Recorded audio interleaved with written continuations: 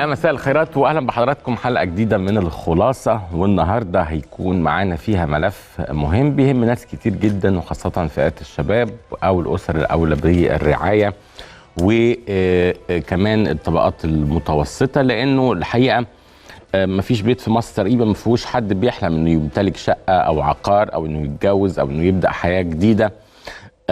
فطبعا احنا عارفين ان احنا بقالنا عدة سنوات الحقيقة بنعيش مع فكرة الطروحات اللي بتتقدم سواء في الإسكان المتوسط أو الإسكان المتميز أو الإسكان الاجتماعي في مختلف المدن المصرية خاصة الجديد منها.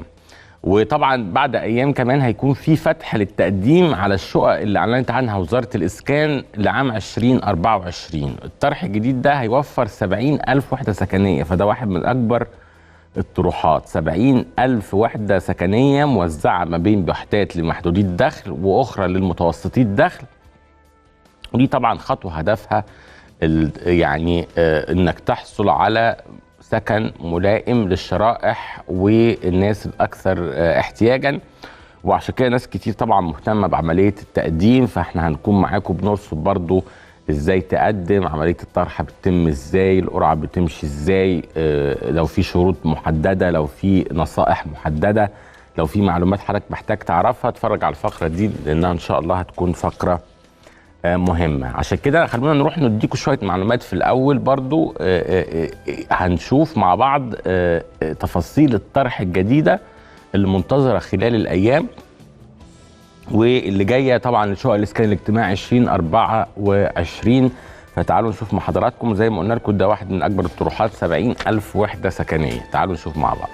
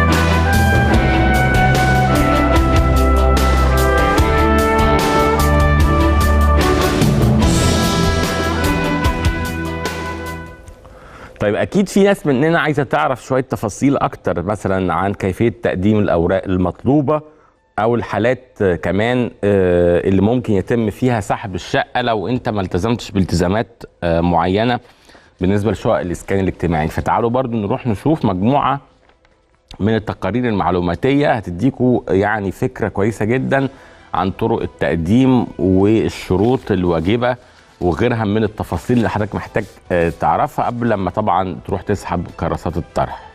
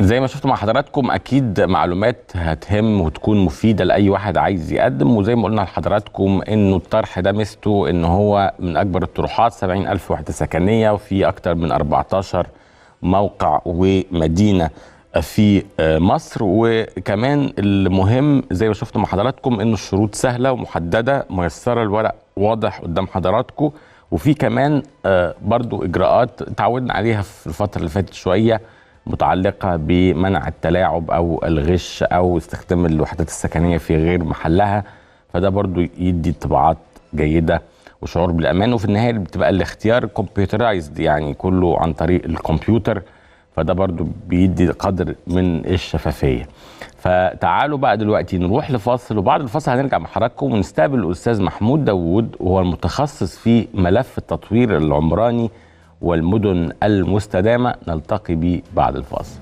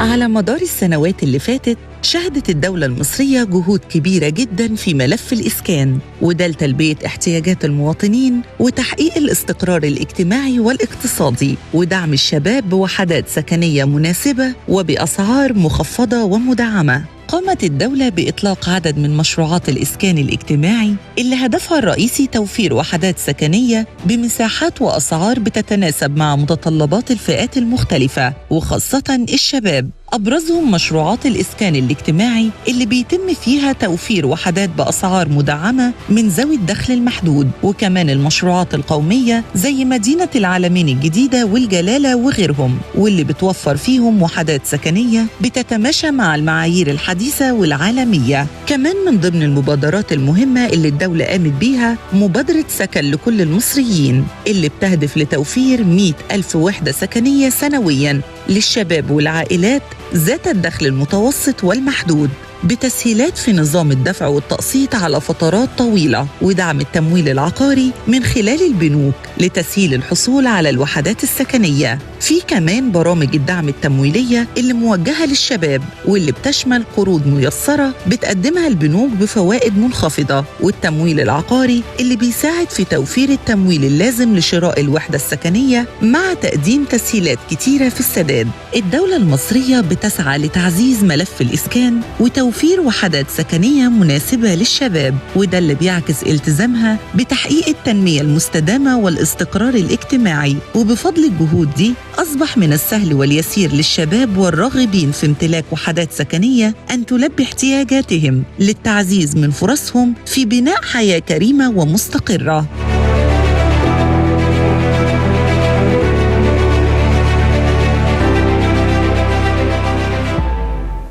اهلا بحضراتكم مره تانية. طبعا احنا عارفين انه احنا عندنا حراك كبير قوي في ملف الاسكان ده بقاله سنوات مختلفه، لكن عايزين نقف عند تطوراته الحاليه وصلنا بيه لفين واهدافه المستقبليه، ونتوقف برضو عند الطروحات وابرزها الطرح الحالي، ونعرف كمان سياسه الدوله متجهه لفين. واعتقد يعني ما عندناش خبير افضل من الاستاذ الدكتور محمود داوود المتخصص في ملف التطوير العمراني والمدن المستدامه. بنرحب بيه واهلا وسهلا، شكرا جزيلا انك موجود معانا النهارده. شرف ليا، نورتنا. اهلا بيك. اهلا وسهلا بحضرتك. يعني احنا في البدايه برضو حضرتك كمتخصص اعرف منك احنا ملامح الخريطه التنميه بالذات في قطاع الاسكان عندنا بتشهد يعني شويه طفرات بقى لها فتره وفي توسع كبير. احنا فين دلوقتي؟ يعني احنا فين؟ نقدر نقول كمان احنا قدرنا نعمل طفره في الموضوع ده ولا لسه عندنا فيه عقبات؟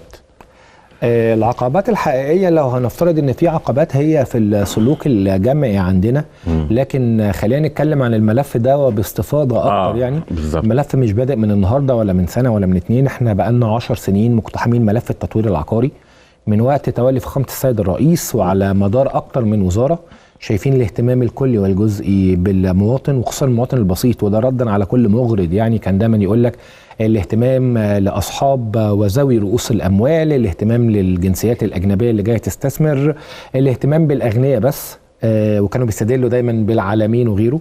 لا انا عايز ارد النهارده رد قاطع. يعني احنا شايفين النهارده في طرح هيحصل ان شاء الله خلال عدد من الايام اقل من اسبوعين، يعني خلال 10 ايام بنتكلم في 70,000 وحده، 60,000 وحده منهم للمواطن البسيط. فده رد قاطع. انا بتكلم في نسبه كبيره، نسبه حوالي 80% من الطرح اللي نازل، ويمكن هو الطرح ده كله للسكن الاجتماعي والمتوسط، ما فيهوش خالص السكن الاجتماعي والمتوسط، وفي مشروع جنه بنسميه فوق المتوسط بعض الشيء، يعني لان المواصفات اعلى شويه، لكن بس مشروع جنه ليه مواصفات محدده وعدد الوحدات فيه مش كبيره، لكن خلينا نقول من 70,000 في اكتر من 60,000 وحده للمواطن البسيط او السكن الاجتماعي، ويمكن ده اكبر طرح على مدار 5-6 سنين فاتت. يعني بالظبط 70,000 وحده ده رقم كبير، لان طبعا الوحده بتسكن فيها اسره، فشوف اضرب بقى 70,000 في اسره يعني ممكن تعمل ازاي. احنا لما حسبناها تقريبا بنتكلم في حوالي 400,000 بني ادم ان شاء الله، ناس ما يبقوا عايشين، ما يقارب من نص مليون. الرقم ضخم.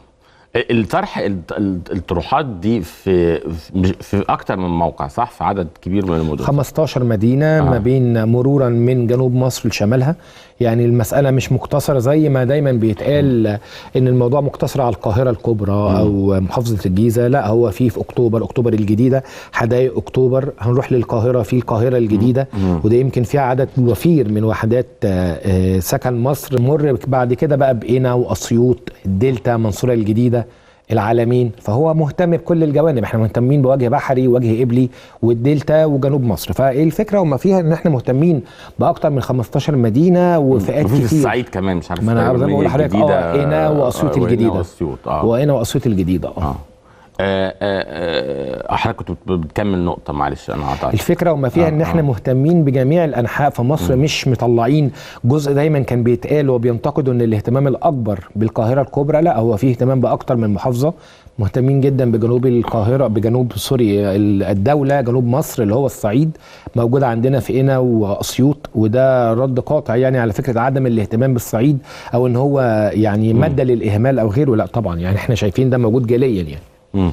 طيب احنا برضو فلسفه التقدم للطروحات السكنيه دي اتغيرت شويه، يعني متهيألي برضو وحضرتك خبير، يعني زمان كنا بنشوف بقى مش عارف ايه ده، خد الوحده بتاعتي، ده بدل، ده مش عارف استخدمها تجاري. متهيألي دلوقتي العمليه بقت منضبطه شويه صح؟ خلينا نقول ان اللي حضرتك بتتكلم فيه ده كان موجود فيما قبل 2013. ولو تعرف حد جوه هيزقك الاول، لما كنت بتروح تشتري وتقف طابور كبير، بعيدا عن عدم الادمان ان انا اقف الاف الاشخاص. يعني انا اتذكر في 2009 كنت مقدم في حاجه من هذا القبيل، قعدنا يومين بنيجي نقدم وبنقف في الشمس عشان نسحب كراسه، والكراسه ب 250 جنيه لو تعرف حد جوه. الكلام ده ما بقاش موجود، الموضوع كله دلوقتي بقى عن طريق الكمبيوتر. انت حضرتك بتحجز على الموقع اللي هو موقع مسكن، بتحجز الوحده، بتقدم حضرتك على القرعه، انت ورزقك، ما فيش حاجه اسمها محاباه لحد ده يقرب لمين فياخده. لا طبعا انت ورقك تام وجاهز، مساله وما فيها. حضرتك بتخش تعمل لحضرتك حساب خاص بيك وانت اللي بتعمله بايدك، تحط رقمك القومي، فالرقم القومي لا يكرر، تحط اسم حضرتك، العنوان بتاعك، الايميل، بتاخد النهارده استماره حجز بتطبعها وتروح بموجبها تدفع، سواء بتحويل بنكي او فيزا او ايداع في حساب البنك، وتروح ترفق ده على الحساب بتاعك اللي انت حضرتك انشأته على الموقع اللي هو موقع مسكن. الاهم من ده وفي المشهد اللي احنا شايفينه، الموضوع كان بيبقى على قد يومين 3 اسبوع، الموضوع المره دي بقى شهرين. اللي مقدم في اول يوم زي اللي مقدم في اخر يوم، مفيش حاجه اسمها باسبقيه الحجز، لا هي قرعه وقرعه معلنه، حضرتك رسي عليك حجز الشقه، اللي مقدم في اول يوم ممكن ما ترسيش عليه، اللي مقدم في اخر يوم هو اللي ممكن ترسي عليه. فالمساله ما فيهاش اي نوع من المحاباه. هو المره دي عندهم شهرين ولا اسبوع؟ شهرين هنبدا 27 اكتوبر وننتهي ان شاء الله 26 ديسمبر. 26 ديسمبر باذن الله.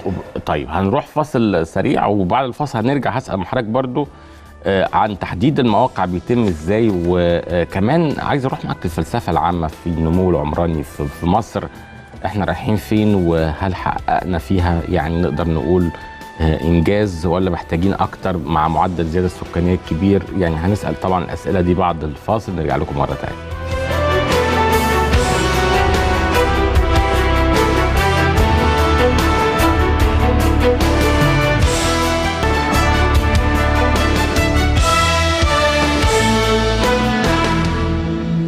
أهلا بحضراتكم مرة تانية، ولسه مشرفنا طبعا الأستاذ محمود داوود المتخصص في ملف التطوير العمراني والمدن المستدامة. نرحب بحضرتك مرة تانية وشكرا لوجودك معانا، نورتنا. كنا بنتكلم كمان عن المواقع المشروعات الإسكانية دي بتتحدد إزاي يعني، أو الآلية اللي بيتم عليها إزاي؟ هل أنا برضو لازم أكون مثلا في المحافظة دي، أو ولا ممكن حد من محافظة ثانية يقدم يعني بتمشي إزاي العملية؟ لا خلينا نقسم الموضوع لشقين. الشق السكن الاجتماعي دايما بيبقى لأنه مدعم دعم كامل يعني من الدولة، وتقريبا بيتباع بأقل من تكلفته بكتير، فده لازم تكون من أهل المحافظة. لكن فيما يخص سكن مصر او دار مصر او جنه، لانه اسكان متوسط، فحضرتك من حقك النهارده لو انت في القاهره تقدم في العلمين، في دمياط، في قنا، ايا كان. دي مرتبطه شويه بمستوى دخلك، هل تقدر النهارده تسدد الاقساط ولا لا، بطريقه السداد المعلنه من الحكومه النهارده اللي هي ال 150,000 جنيه حجز، وبتكملهم حضرتك ل 20% و10% مع الاستلام، وتمر بقى بالثلاث سنين او الخمس سنين او السبع سنين حسب التقسيط اللي حضرتك هتقرره وحسب دخل حضرتك. لكن فكره ان انت مرتبط بالمحافظه مش موجوده في سكن ودار وجنه مصر. كمان بقى في اساليب تمويل متهيألي يعني موجوده تبع الحكومه وبتوفرها، وده تمويل عقاري اعتقد، صح؟ في يعني تمويل عقاري وفي دعم كبير من الدوله. بس ما اعرفش زمان كان التمويل العقاري كانوا عاملين اللي هو 3% ومش عارف ايه، دي كانت مرتبطه بفتره معينه. دلوقتي معدل التضخم والظروف اللي في العالم دي مين يعني، احنا الحمد لله ان احنا ثابتين وواقفين على رجلينا، وان الدوله النهارده لسه شايفه من وجهه نظرها المواطن تدور له النهارده على بيت وسكن. فكره ان انا النهارده بختار السكن ده على اي اساس؟ لا، ليها عده اعتبارات مش بتتاخد اعتباطا. يعني ليه اخترت اكتوبر الجديده؟ لان شايف النهارده ان في عدد مواليد وعدد شباب داخل مقبل على الجواز في المنطقه دي.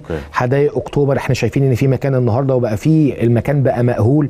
فكره ان احنا بنختار مكان زي زمان قوي من عشرات السنين ان احنا ناخد مكان غير مأهول بالسكان، لا. انت حضرتك النهارده لو نزلت لا، دي جزئيه الاماكن دي لا يعني احنا بنشوفها حسب التطور يعني الجغرافي. مش هتحدث يعني مش خالص. انت حضرتك لو في حدائق اكتوبر، النهارده الموضوع غير زمان خالص. في مولات، في كومباوندز هناك موجوده حواليك. فانت الموضوع النهارده بقى فيه عمار. بالعكس يعني القاهره الجديده، هل مثلا القاهره الجديده محدوثه؟ لا اكيد لا. يعني المنصوره الجديده حتى شايفينها حتى في الصعيد يعني بالزبط. حتى المنيا الجديده وكده انا شفتهم نفسي عن نفسي يعني قريبين جدا تعدي النيل بس تبقى هنا، تعدي النيل قريبه من النيل جدا. دي حاجه مهمه جدا يعني. فلا يعني فكره ان هي غير مقوله. احنا بنخلق ثقافه انسان، مش مجرد ان احنا بنقوم بجزء من دور اللي علينا، لا احنا بنخلق ثقافه انسان. ده جميل جدا. طب انا عايز اروح معاك برضو هو لجزئيه مهمه بالنسبه للدوله بقى. يعني هل هي الدوله دي بتقوم بالانشاءات كامله، ولا بيبقى معاها القطاع الخاص برضو مطورين عقاريين؟ خلينا نتفق ان القطاع العقاري تحديدا هو مرتبط بيه 95 صناعه مباشره وغير مباشره. فاستحاله النهارده الدوله هتقدر النهارده من اول الارض ثم الحفر ثم مرورا بالبنى فالتشطيب فالالوميتال فالزرع، استحاله طبعا. بتعتمد قولا واحدا على مقاولين من الباطن، مقاولين قطاع خاص. فده يعني نقدر نقول ان في تضامن كبير ما بين القطاع الخاص والقطاع العام او القطاع الحكومي. الهدف منه يعني ثمره الموجود كله هو المواطن ان هو يعيش في مكان. وحضرتك اكيد نزلت شفت دار مصر وجنة يعني، ولا اروع كومباوند موجود يعني. احنا في تكالب بيبقى عليها لا يعني عظيم جدا. حتى سكن مصر، انا عايز اقول كمان حتى السكن البديل. يعني لو حضرتك نزلت النهارده شفت السكن البديل من حد كان ساكن مثلا فوق هضبه او صخره المقطم في المطلع بتاعه، ساكن النهارده في مكان زي الاسمرات.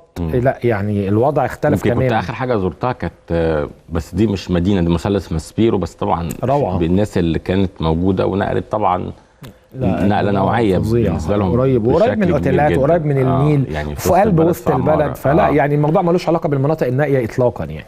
طيب بس يعني هنا برضو عايز اسال سؤال، هو دلوقتي برضو في وحدات بتفتح متشطبه جاهزه، وانا بقى شفت بنفس التشطيبات برضو يعني زمان كان معروف ان الدوله لما تخش تشطب تبقى حاجه مأساويه، لكن دلوقتي كمان التشطيب بقى افضل كتير، لانه كمان انا فاكر لما كان دكتور مصطفى مدبولي وزير اسكان كان بيشرف بنفسه على موضوع التشطيب ده كان بيهم، يعني انا شفته ده بعيني، مش حدش قال لي يعني، كان بيدور وبيسال على الناس ويسالهم على التشطيب وكده، فدي برضو حاجات من اللي اتغيرت في المنتاليتي مش اي تشطيب يعني. والمساحات كمان زمان كان عندنا المعتقد يعني البيت اللي دايما تبع الدوله المدعم هو عباره عن 60 متر 63 متر 67 متر بالزبط. دلوقتي المساحات للسكن الاجتماعي 90 متر 3 نوم، للسكن المتوسط احنا بنتكلم من 100 متر ل 150 متر، 150 متر دي ريسبشن كبير، 2 حمام كبار منهم اوضه ماستر، لا المعتقد اختلف تماما. 50 متر ممكن تعمل 3 اوض كمان كويسه هي جدا، 3 اوض اصلا و3 اوض كبار، مساحات خضراء كبيره جدا، مهتمين زي ما بقول لحضرتك احنا بنخلق ثقافه بني ادم يعني. الاهم من ده سعر المتر، مش يعني سعر المتر تنافسي جدا يعني. الراجل النهارده شغال في قطاع غرب القاهره اللي هو اكتوبر وزايد في صناعه العقار بقالي دلوقتي 19 سنه.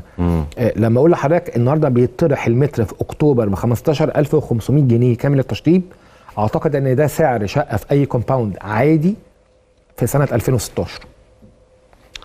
معاك حق، هو دلوقتي المتر 16,000 جنيه و15,000 جنيه متر، بس هو برضه بالنسبه يعني بالنسبه طبعا بالدخول للاسر الاكثر احتياجا وكده طبعا ما اختلفناش بيبقى فيها مشكله. يعني انا بكلمك فوق المتوسط والمتوسط، مش بتكلم كمان على الاسكان الاجتماعي، السكن الاجتماعي اقل من كده بكتير. انا بتكلم النهارده على دار مصر. ايوه دار مصر احنا بنتكلم ولا وبالنسبه للمتوسط كمان ده زي ما حضرتك قلت يعني، او فوق المتوسط، فوق المتوسط يبقى جيد جدا، مفيش متر دلوقتي ب 15,000 خالص ولا 16,000 تقريبا، ده تكلفته يعني حاجه متواضعه جدا يعني 30,000 و40,000 كمان مقارنه بالتشطيب والخدمات والمساحات اللي موجوده وشكل العمارات، يعني شكل يفرح يعني شبه اي كومباوند النهارده موجود، بل بالعكس كمان ده في اماكن يعني انا لو حضرتك نزلت بدون ذكر اسامي يعني في زايد الجديده، في مدخل في زايد، في هناك جنه هيتم طرحه قريب باذن الله تعالى، جنب اعلى 2 كومباوند النهارده موجودين، يعني من الحاجات الغاليه جدا اللي موجوده هناك يعني. أيوة. انت مش بعيد، اللي بيقولوا في مناطق نائيه ايه ده، انت جنبك واحد جنبك على طول بيبيع المتر ب 100 و120 الف جنيه. ايوه فلا يعني مش نائيه تماما يعني. انا يمكن ساكن جنبي كمان بالصدفه جنه، فانا عارف حضرتك بتقوله ده وانا ساكن هناك برضه فبشوفه يعني ده بشكل يومي. بس انا اتوقف مع حضرتك بقى، احنا يعني انت بتشوف ازاي خطتنا في مجال الاسكان في الفتره الماضيه؟ احنا طبعا دخلنا بوتيره سريعه جدا جدا، ده حقيقي، ويمكن خلصنا كتير مدن يعني بعضها يعني نسبه الاشغال ما زالت مش اللي احنا بنطمح ليها شويه. فبرضو عايز اتوقف معاك عند الجزئيه دي، احنا ماشيين ازاي في الخطه؟ وهل احنا بقى عندنا مثلا مستهدف سنوي، ولا ماشيين برضو ازاي؟ هل وفقا مثلا لاحتياجات كل محافظه، ولا دي رؤيه شامله للجمهوريه كلها يعني؟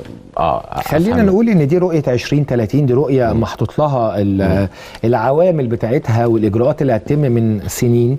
لكن خلينا نقول مشاهد كده قديم ان احنا كنا عاملين زي اللي ساكنين في بيت كبير قوي وكلنا متجمعين في اوضه واحده، وده كان معتقد موجود لحد 10 15 سنه فاتت.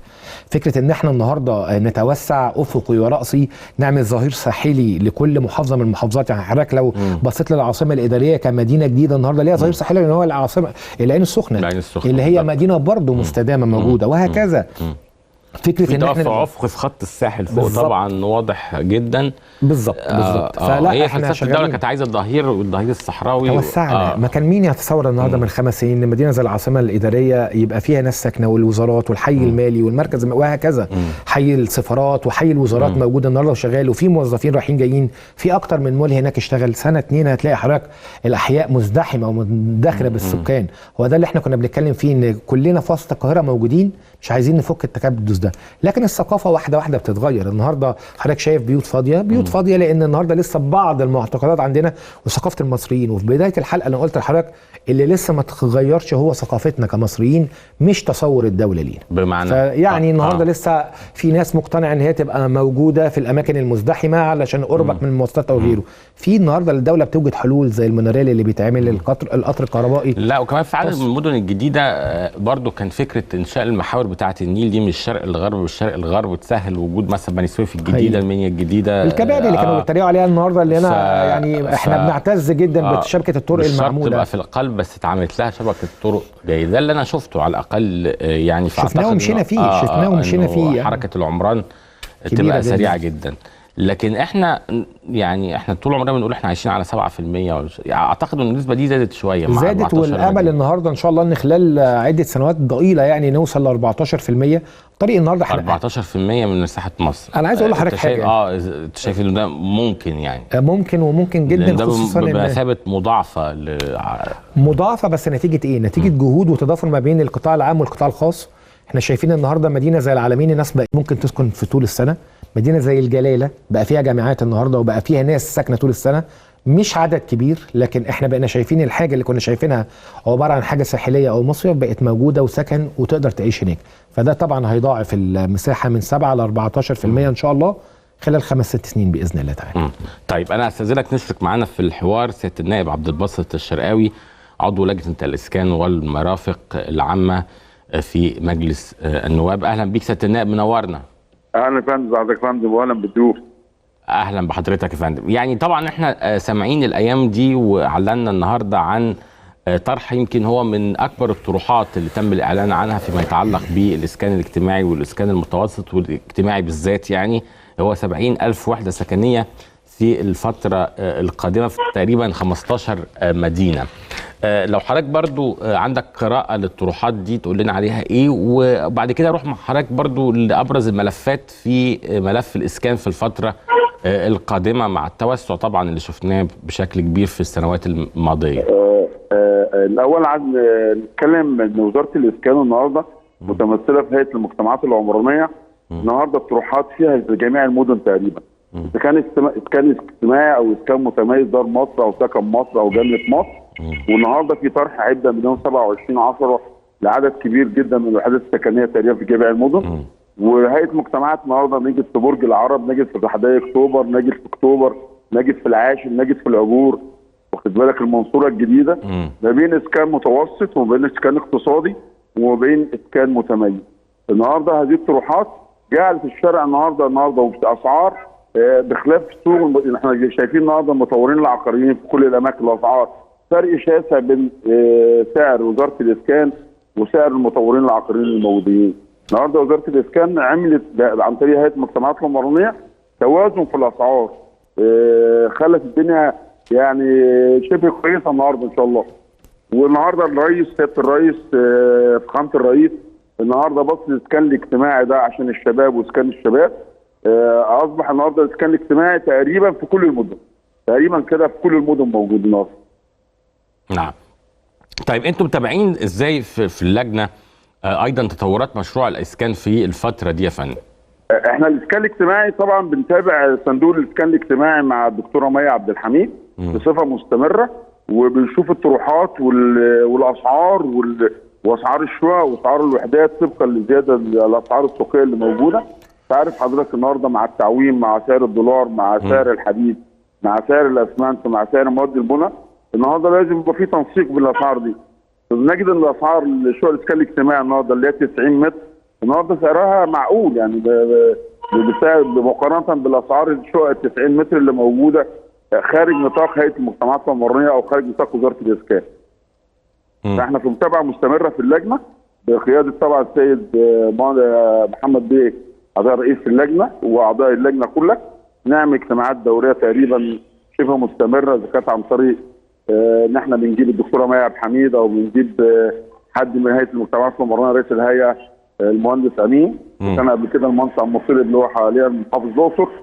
فالحمد لله يعني في متابعه من اللجنه كويسه جدا للاسكان الاجتماعي والاسكان المتميز يعني والاسعار عموما يعني.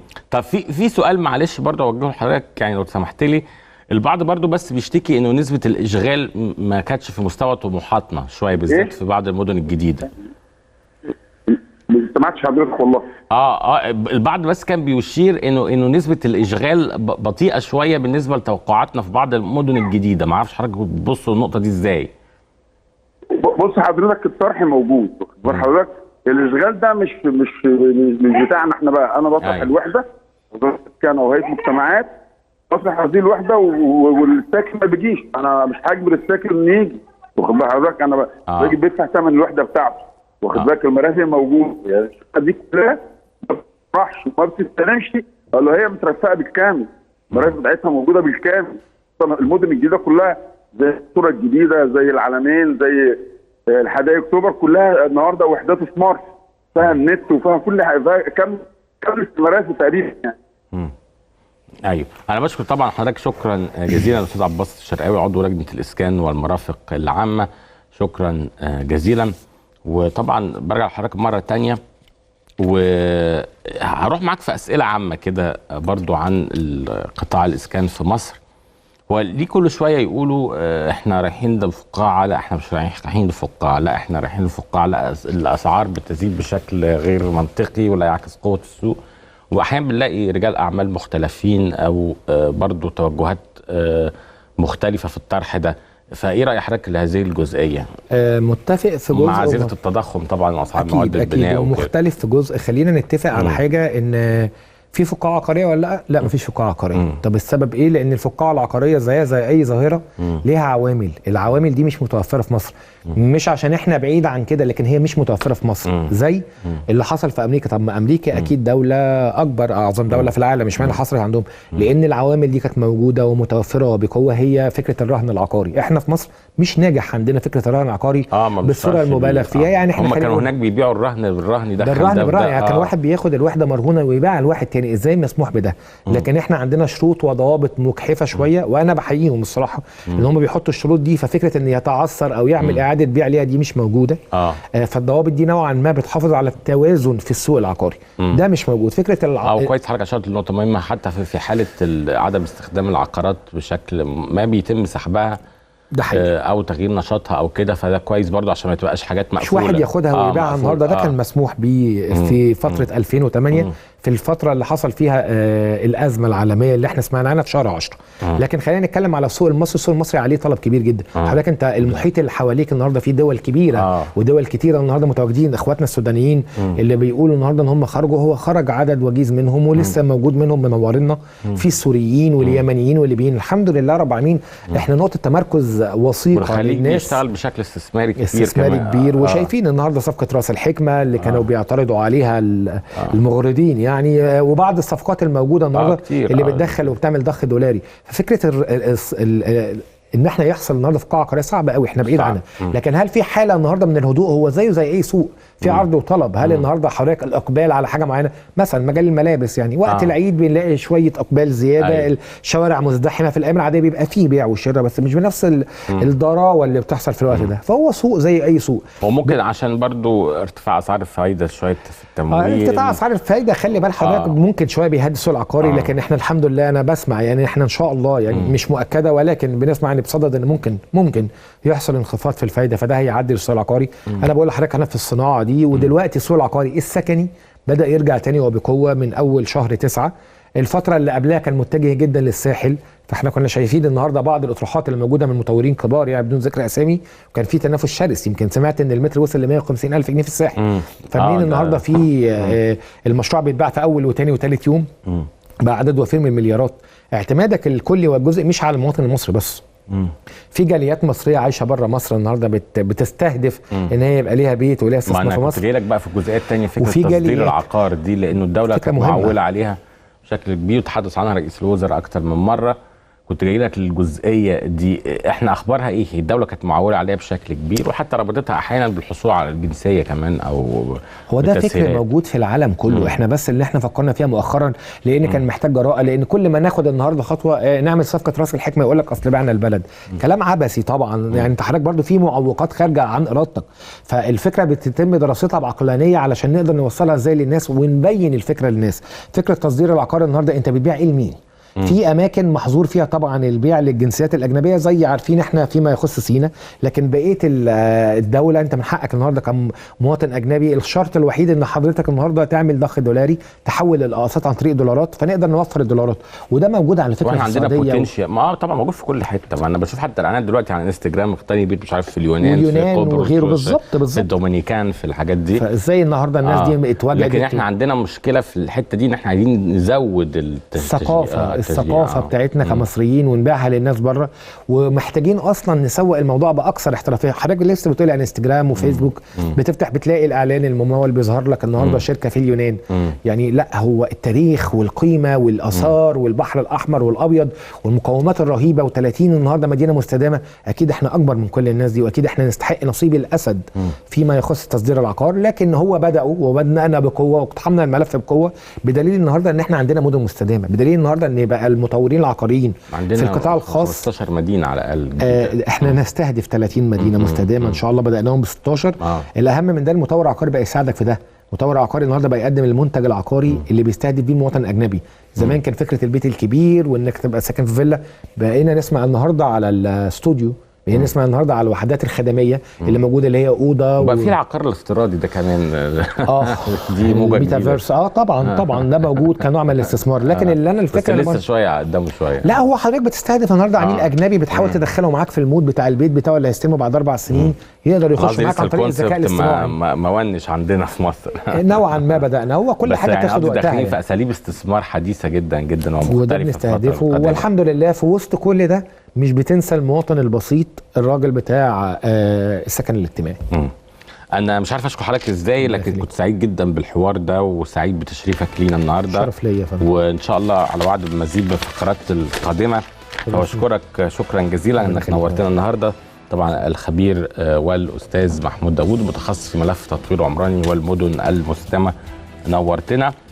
وقبل ما نختم حضراتكم يمكن استاذن استاذ بولوك طبعا مخرجنا الجميل، لو ممكن نعرض لهم برضو الشروط مره تانية الانفوجراف ونختم الحلقه، بحيث برضو اللي ملحقش يشوف التقديم ازاي نوريه له كمان في اخر الحلقه الانفوجراف، وهنحط لكم كمان رابط التقديم بحيث حضراتكم برضو تقدروا تطلعوا عليها، لانه ده واحد من اكبر الطروحات على الاطلاق زي ما قال الاستاذ محمود. 70,000 وحده، ده احنا بنتكلم في رقم ضخم للغايه، ويمكن كمان في 15 موقع في محافظات مصر المختلفه. ده شيء برضه هيدي اريحيه لناس كتير قوي في عمليه التقديم. ادي الرابط الموقع هو على الشاشه، ونسيبكم مع بعض المعلومات المهمه، وانا اقول لكم باي باي، اشوفكم بكره على الف خير وصحه وسلامه.